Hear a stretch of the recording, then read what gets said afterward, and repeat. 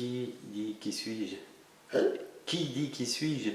Mais tout ça, c'est la question d'homme. Il n'y a pas d'interdiction de se les poser, hein. Mais comme quand, parce que tu as fréquenté le bouddhisme, quand on médite et qu'on arrive un peu à ce stade où le méditant s'efface, où on a réussi à rentrer dans l'espace entre les pensées, là, il n'y a plus les questions qui méditent. Parce que tu n'as pas besoin de t'interroger puisque tu es dans l'état. Non, voilà, il y a une différence entre la pratique et puis le questionnement, tu vois, où là on fait de la méditation analytique, et puis il y a la méditation contemplative, tu vois.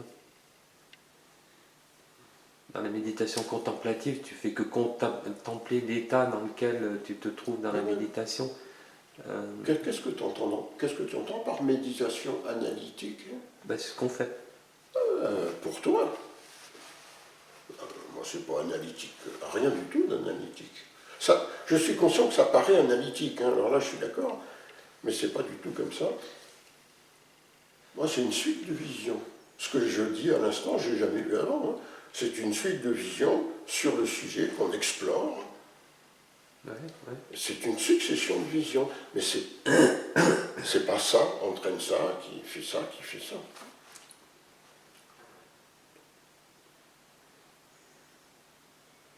Mais qu'importe. Quand on vit, quand on expérimente cet état où le méditant est absent et on est rentré dans cet espace sans pensée, y a-t-il encore des questions?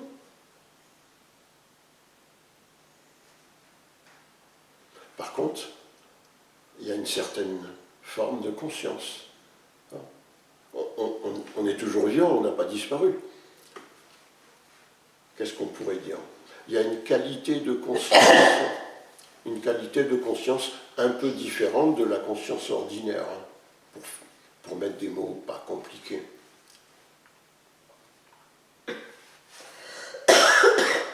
Parce qu'on est toujours vivant, on n'a pas disparu, naturellement. Ça fait écho. Peut-être qu'elle est toujours là. Toujours là. Sous-jacente. Peut-être que c'est... On ne la voit pas toujours. C'est la base, peut-être. Peut-être la base. Mais qu'en fait, si c'est la base, en fait, le questionnement mal posé peut nous en éloigner. Si c'est mal formulé, mal compris, on a la base comme ça, et le questionnement peut faire surgir des réponses analytiques, des réponses traditionnelles et tout, qui sont des concepts et des idées sûres, des concepts sûrs. Et évidemment que le concept sur la liberté, ben c'est pas du tout la liberté, quoi. Ça n'a rien à voir. Hein. Pour ça, je dis que je disais précédemment, le savoir, dans ce cadre-là, c'est un peu caduc. Ou à la rigueur, on pourrait dire, comment se questionner, investiguer ce domaine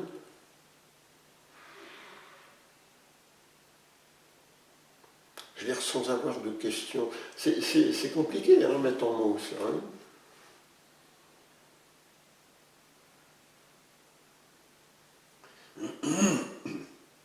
Donc, certainement que les questions sont, on va dire, probablement utiles. Par contre, se précipiter sur une réponse, c'est certainement pas du tout correct. Ça va faire une conclusion. Ah ben, notre essence, c'est ça. Bon, ok.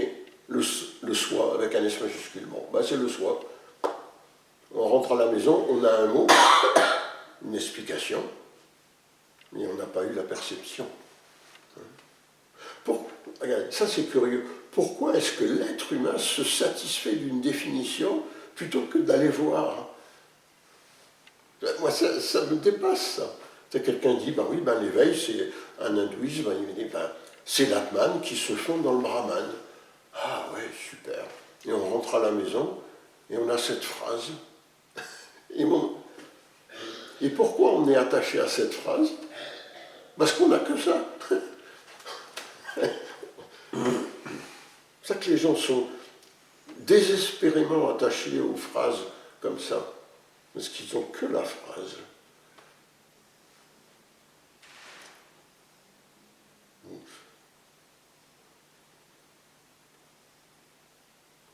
Ou devenir un Bouddha, c'est réveiller la nature, notre bouddhéité en nous. Et tu as plein de phrases comme ça.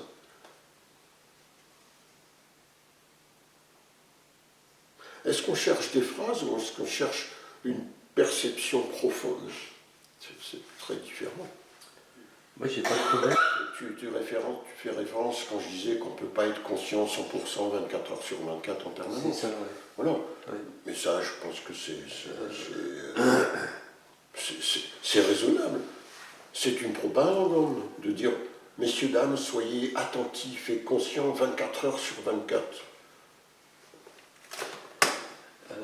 Si j'essaye là, parce qu'on travaille sur le sujet, d'aller observer, de faire ce retour, d'observer l'observateur,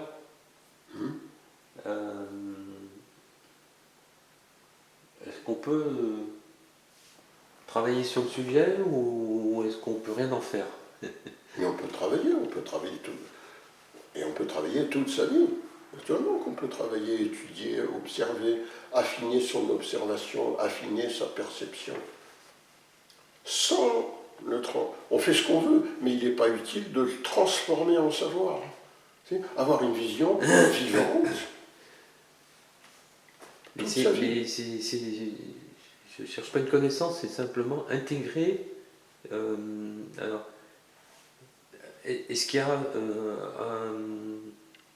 est-ce qu'on a la capacité, lorsque l'observateur s'observe, de déclencher quelque chose?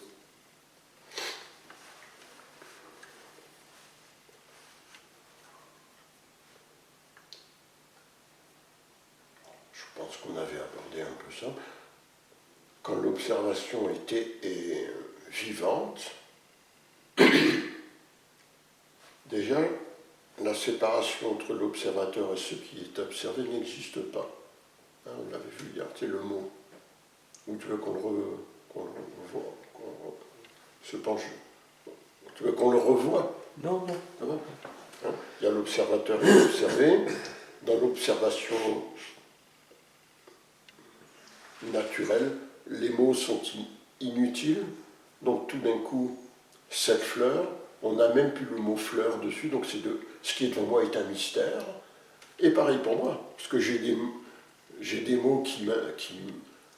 l'image que j'ai de moi. Et dans l'observation, j'ai plus le mot fleur, mais j'ai mis de côté les mots Paul Pujol et tout ce que ça représente. Donc là, il y a un mystère, là, il y a un mystère, et il n'y a que du mystère. Et lorsque l'observateur s'observe, il voit le mystère de... Pourquoi serait-ce différent de la fleur? Tu vois? On peut voir extérieur comme ça, mais pourquoi pas intérieur? Tu vois? Je pense que c'est tout à fait possible, observer une pensée sans mettre le mot pensée dessus, comme la fleur. Et là, c'est tout à fait autre chose. Naturellement qu'on peut le faire, pourquoi on ne pourrait pas le faire? Ce que j'essaye de faire, c'est pas d'observer la pensée, mais c'est d'observer l'observateur. Mais c'est quoi l'observateur?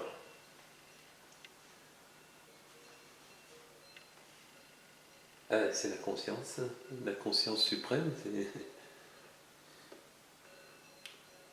C'est de là que vient la conscience plus basique des sens et de... Voilà.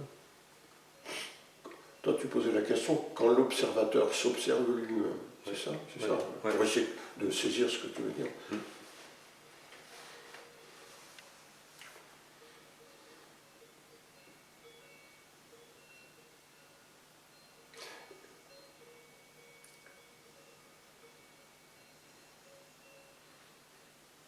Eh bien, j'essaye de...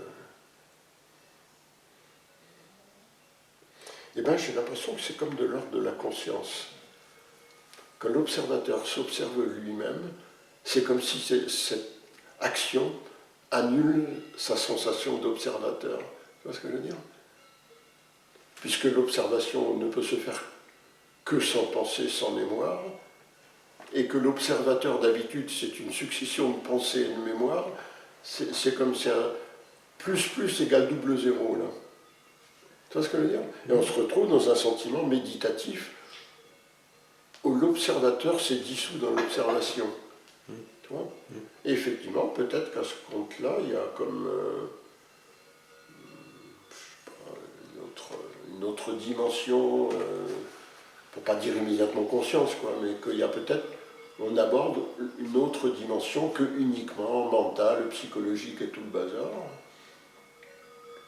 Ce qui est au-delà du moi, hein, le lien dans les... On arrive à la source. Hein? On arrive à la source.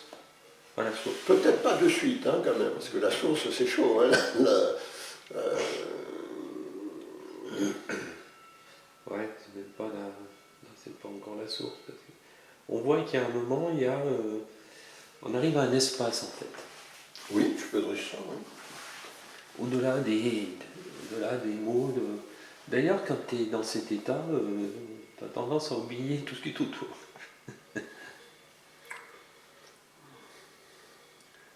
Oui, et pour quelle raison?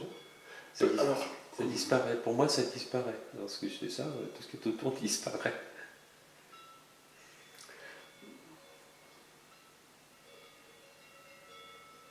disons, je pense que, je ne sais pas si ça disparaît ou si on s'y intéresse plus, mais c'est qu'en fait, on accède à autre chose. Et donc, on est dans cette autre chose. Tu vois? C'est comme si voilà, tu es dans une forêt, tu peux pas voir la prairie qui était 5 km avant.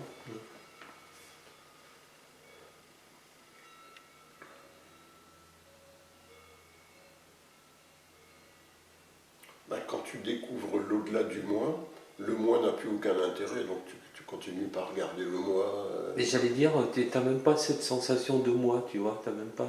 Comment? Dans cet état, tu n'as même pas la sensation du moi ou du soi ou de quoi que ce soit, quoi. Tu te retrouves avec. Comment dire? C'est comme. Ni la sensation du soi. Un écran de cinéma, puis tu as une panne de courant et tu te retrouves avec un écran où il n'y a plus rien dessus.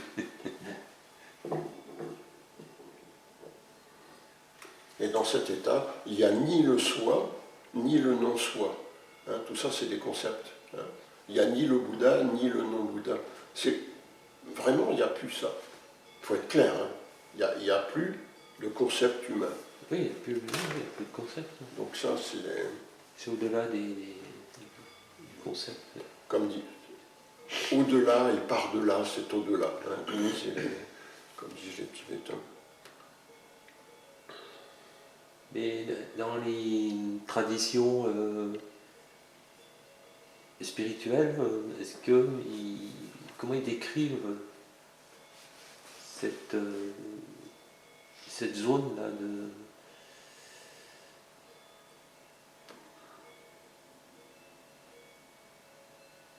Ben, ils l'ont fait, mais ça ne va pas nous avancer, ça va être la description des autres. Hein. Ils l'ont fait, certains. Mais faut-il mettre en mots l'innommable? Ils l'ont fait. Mais ça nous a mis dans le pétrin. C'est pas un bien, hein, forcément. Ils l'ont fait, naturellement qu'ils l'ont fait.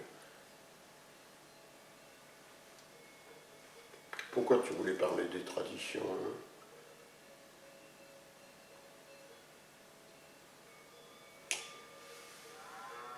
Ben, tu t'as répondu.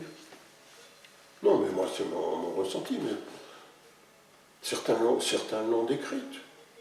Mais voilà, c'est pas suffisant pour des chercheurs, si tu veux. Est-ce que c'est ce qu'on appelle, ce que je voulais dire, la claire lumière? Ben, tu vois, moi, il m'évoque strictement rien du tout. Comme ça. C'est un peu bizarre parce que c'est plutôt obscur, hein, cette claire lumière. Mais t'en sais rien, non, tu sais ni si c'est clair, ni c'est obscur. Tu sais pas, ah, non. Ça, c'est encore des idées humaines. Est-ce que c'est un plafond de verre? Est-ce que c'est quelque chose... Plafond de verre. Ben oui, est-ce que c'est quelque chose qui... Est-ce que maintenir cet état, si tu veux, peut déclencher quelque chose? Voilà, c'est ce que je me dis. Mais Lorsque je fais ça, lorsque j'expérimente la chose, je m'en Mais- fous des mots, des trucs comme ça, c'est Oui. juste parce qu'on parle. Le fait d'expérimenter la chose, est-ce que ça peut la... Parce que là, je reviens, tu vas rigoler, mais on va sortir de la bulle, bordel. je reviens au quantique. Dans le quantique, les scientifiques ils disent lorsqu'on observe la chose, il y a quelque chose qui se passe. Voilà. Donc du coup, je me dis, est-ce que ça fonctionne aussi au niveau de l'esprit? C'est que lorsque l'observateur s'observe, Oui, mais, est-ce que ça déclenche quelque chose, tu vois? oui, mais là c'est différent. Pourquoi pas? Dans le quantique, pour préciser, pour être d'accord les uns les autres, ils disent que quand il y a un observateur, cet observateur fausse l'observation. C'est ça qu'ils disent. Ils ne disent C'est pas peut-être plus que ça. ce qui se passe dans l'esprit, quoi. Oui, mais on vient de dire que la pure observation, c'est l'absence de l'observateur. Donc, tout d'un coup, on ne parle plus de la même chose. Puisque l'observateur, parce qu'il est là, il influe sur l'observation. Ouais. Tandis que là, on dit dans l'observation, l'observateur est absent. Toi, c'est pas... Il y a un lien, évidemment, mais après, ça bifurque à un moment donné, tu vois. Mais je reviens juste sur ce que tu disais avant. Mais est-ce qu'il se peut que cette expérience de cet autre état fasse quelque chose en moi, ou provoque? Il n'y a rien de plus que découvrir cet au-delà. Ouais, c'est ce que tu dis. Je sais bien, c'est ce que je dis. Ah non, tu dis, ah non, j'ai pas compris. Ce que je voulais dire, c'est qu'il n'y a rien de plus que ça. Ben, c'est comme si on veut toujours... Si on espère plus que ça, Ouais, ou si on désire, qu'importe, ouais. c'est qu'en fait, on n'a pas bu à la fontaine de vie. On n'a pas découvert la plénitude totale. Il y a quelque chose qui a... la chose n'est pas allée au bout. Parce que toute, comme on disait l'autre fois, toute avidité a disparu. On ne cherche plus rien. Si des choses arrivent, on en est heureux, hein, mais si après ça, il ne se passe rien, mais on s'en fiche totalement. Totalement. Si tu veux, on laisse la vie se dérouler, et en fait, on regarde ce qui se passe. Tu vois ? Ouais. Une porte ici, t'entends du bruit de l'autre côté. Tu sais qu'il y a quelque chose qui se passe de l'autre côté. Tu le sens. Tu ouvres la porte pour aller voir ce qu'il y a de l'autre côté. Tu ouvres la porte pour aller voir ce qu'il y a de l'autre côté. T'es pas dans l'avidité, c'est simplement la curiosité de savoir ce qui se passe. Voilà. Oui. Et quand l'observateur observe l'observateur, Oui. il y a quand même une petite curiosité là Mais naturellement. qui se dit qu'est-ce que c'est, enfin, qu'est-ce qui se passe sans vouloir nommer. C'est comment ça se présente, comment on peut mettre 50 000 mots dessus. Est-ce que si j'attends un moment, si je reste une journée comme ça, focalisé, concentré sur là-dessus, est-ce que le bouchon de champagne il va sauter? Champagne. Tant que l'observateur est là, il y a une forme de curiosité, c'est normal, c'est ça même, la curiosité, c'est pas une maladie. Mais là, on parlait d'un état où l'observateur s'est évaporé. Ouais. Enfin, Et moi, ça me donne l'impression qu'en fait, ça s'évapore, ok, et après, tu reviens là. mais le moi, il revient. Il revient. T'es repris par la bulle. Et alors, qu'est-ce qu'on est en train d'apprendre là? À se libérer. Je ne sais pas.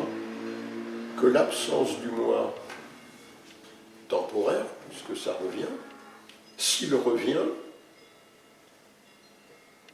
c'est peut-être que nous ne l'avons pas compris profondément.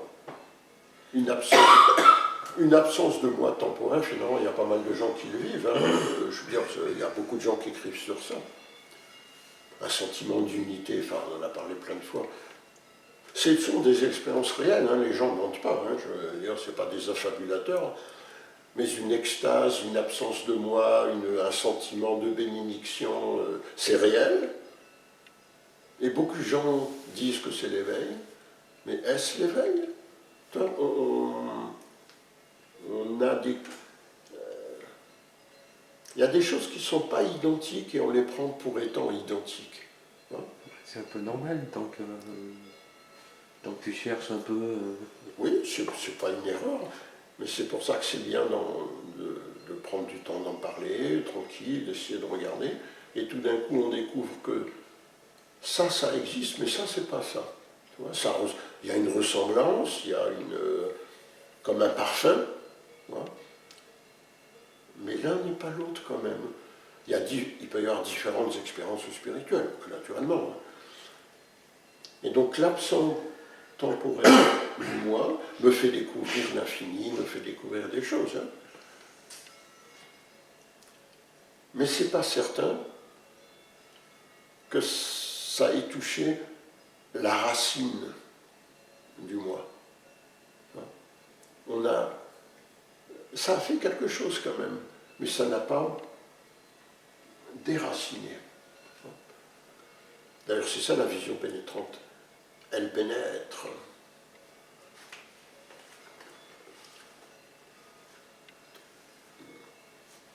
Donc, on a une expérience, elle finit parce que tout finit, et puis, à peu de choses près, on se retrouve un peu comme avant, mais ayant goûté quelque chose quand même. Mais on est quand même toujours ce qu'on est. On n'est pas un nouvel être humain. Et c'est pas grave.